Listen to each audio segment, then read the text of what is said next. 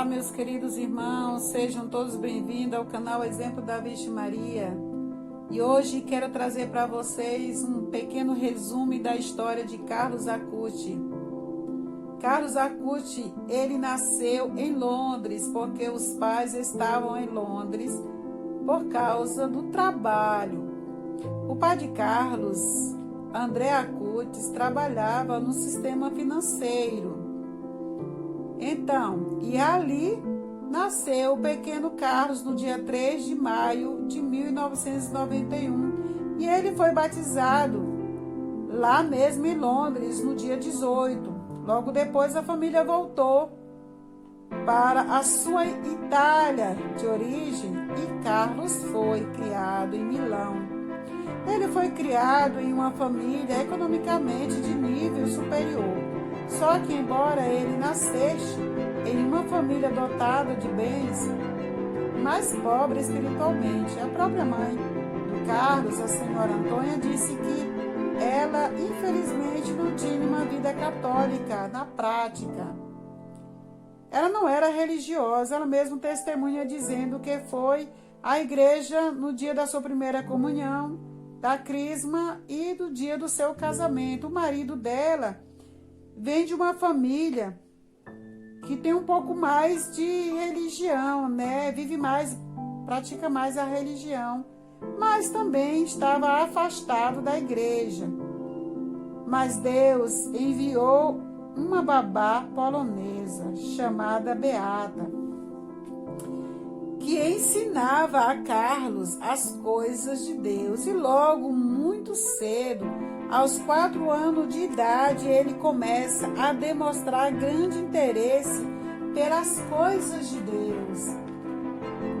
Ele vivia perguntando para a mãe dele sobre as coisas de Deus. E a mãe, não sabendo responder, foi procurar um sacerdote. E o padre disse para ela estudar. Então ela começou, a partir daí, voltar para a igreja. E desde cedo, Carlos manifestou um apreço muito grande pela Eucaristia e também por Nossa Senhora. Ele quis, desde cedo, se consagrar a Nossa Senhora. E desde cedo também, ele teve uma vontade muito grande de fazer a sua primeira comunhão, que se deu no dia quando ele tinha 7 anos de idade. Na verdade, ele não poderia fazer aos 7 anos de idade porque era muito novo. A igreja não faz a primeira comunhão, já nessa época, com a criança tendo 7 anos de idade. Porém, a mãe dele conversou com o bispo, explicou, levou Carlos para conversar com o bispo, e depois do bispo conversar com Carlos, entendeu que não era simplesmente birra da criança ou simplesmente uma vontadezinha e não sei. Só sei que, por uma providência de Deus, o bispo concordou que ele fizesse a primeira comunhão, e foi feita no mosteiro feminino, porque o bispo achou melhor, né, para ser um pouquinho mais cauteloso, para que não viesse tanto a público, porque a criança não tinha ainda uma idade suficiente. Então, ele fez um pouco discreto mesmo essa primeira Eucaristia do Carlos. E a partir daí, ele desenvolveu uma paixão muito grande pela Eucaristia. Ele insistia com os pais para ir à missa todos os dias. E quando os pais não podiam ir, então, pela providência divina, havia ali um rapaz hindu que morava ali com os pais de Carlos, trabalhava e morava ali. E esse rapaz, muitas das vezes, a dona Antônia, os pais não podiam levar ele para a igreja, levava Carlos para a missa. E Carlos sempre procurava chegar mais cedo para ficar ali adorando um pouco ao Senhor. E depois da Eucaristia, da Santa Comunhão, ele ficava também ali alguns minutos também ali adorando ao Senhor. Visitava várias vezes o sacrário. Era um rapaz de muita adoração ao Santíssimo Sacramento. Tanto que ele falou para o diretor espiritual dele que ele já conseguia rezar sem distração. De tanto ele ficar ali, ele acabou recebendo de Deus essa grandiosa graça.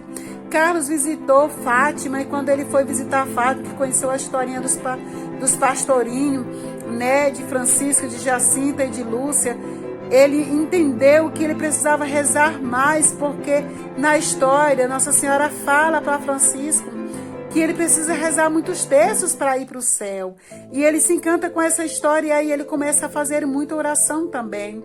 E ele começa também a carregar no coração o desejo de levar as pessoas para Deus, os jovens, os adolescentes, as crianças. Então, quem ele encontrar pela frente, ele falava muito de Deus, falava muito de Nossa Senhora, falava muito da igreja. E no caminho, nessa estrada de ir e vir para a missa com este rapaz que o acompanhava, sempre quando a mãe dele não podia, ele começou a evangelizar esse rapaz, a falar de Jesus, a falar da Eucaristia, da importância da missa. Eu sei que o rapaz se converteu, porque o rapaz pediu o batismo. Ele era pagão, mas de tanto Carlos falar, ele se encantou pela igreja e ele foi batizado, né? Então, Carlos tinha este ardor missionário, esse desejo no coração, um fogo que queimava por amor a Jesus, por amor a Nossa Senhora. Ele carregava um desejo muito grande de fazer a sua consagração a Nossa Senhora desde cedo. Desde cedo, Carlos também saía várias vezes, muitas das vezes durante a noite, para visitar os pobres, ajudava as pessoas de rua. Quantas vezes ele tirou a roupa do corpo, era casaco que ele dava para as pessoas de rua, o sapato nos seus pés. Era uma pessoa muito caridosa, praticava mesmo a caridade, né? Então, para resumir essa história maravilhosa, eu quero pedir neste momento que você, meu querido, minha querida, possa entender uma coisa. Para mim, a história de Carlos Acutis, a beatificação dele, é a resposta de Deus para os nossos tempos. Esse tempo em que a igreja sofre, esse tempo que a juventude precisa tanto de Deus, a humanidade está necessitada de Deus, porque o pecado está reinando. Então, essa beatificação, para mim, é uma resposta de Deus quando Ele diz: eu estou convosco até o fim dos tempos. Eu estou contigo até a consumação dos tempos. Então, Carlos Acutis, rogai por nós.